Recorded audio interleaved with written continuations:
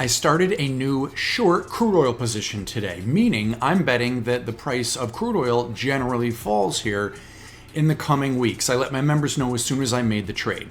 Yep, as of 2:25 this afternoon, we are making a confirmed breakout in crude oil above $67.92 a barrel. That tells me that crude oil can rise to $70.30 a barrel, and it did, and it exceeded that intraday. So the possibility, yes, absolutely still does exist for greater oil prices. It is possible. Let's see what happens.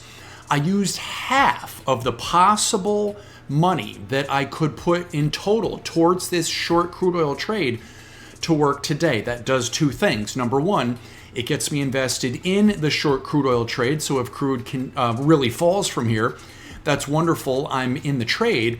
If crude oil comes up from here, which it could, I still have half of my allocation to put in towards that at a better price to short crude oil if the price does come up.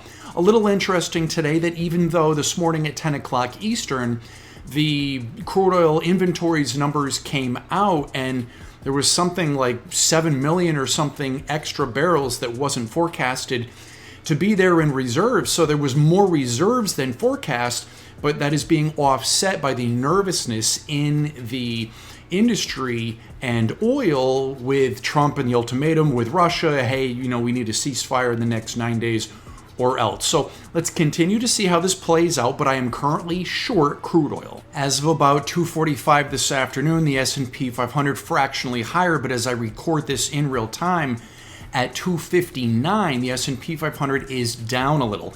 So remember yesterday when I showed you that chart of what historically happens with the Fed when Jerome Powell is the chair anyway, where the stock market initially pops higher when he starts to speak and then comes down? Well, it's happening all over again. Not huge, and I welcome any bit of sell-off because I would love to buy my favorite stocks here at a little bit of better prices. So let's see what happens. Three things that could absolutely move markets in the next 24 hours. Number one, Microsoft and Meta report earnings after the bell today. Be watching for how the emotional herd reacts to that. Number two, PCE data is out tomorrow morning at 8:30 Eastern time. This is the Fed's preferred gauge on inflation. Watch these levels tomorrow morning. Number three, Apple and Amazon report tomorrow after the bell. Very important. So in the next 24 hours, 4 of the 7 magnificent 7 companies will report earnings. This can drive markets. Be ready. Natural gas as of about 2:22 this afternoon, making an unconfirmed breakdown below $3.07 a cubic foot. I am short natural gas. So let's see how it closes by 4 o'clock. But potentially here, if tomorrow natural gas closes even lower, potentially natural gas could go down to $2.84 a cubic foot. This is why I still have about a third of the possible money that I could put towards a long natural gas position. I am long natural gas. I still have about a third of that potential money sitting on the sidelines to put to work if we do get some lower and better prices. So stay tuned on natural gas. Gold down as of about 2:18 this afternoon, which I love because I hope it comes down even a little more.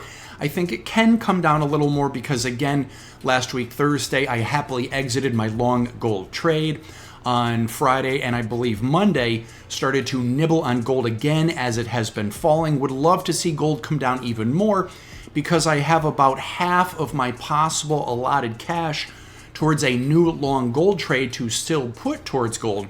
So let's see what happens. I would love to see gold come down to at least $3,320 an ounce. This is not investment advice, and if you don't know me, I'm John Crocker, professional investor, proud American, cigar lover, and owner of Crocker Capital, LLC.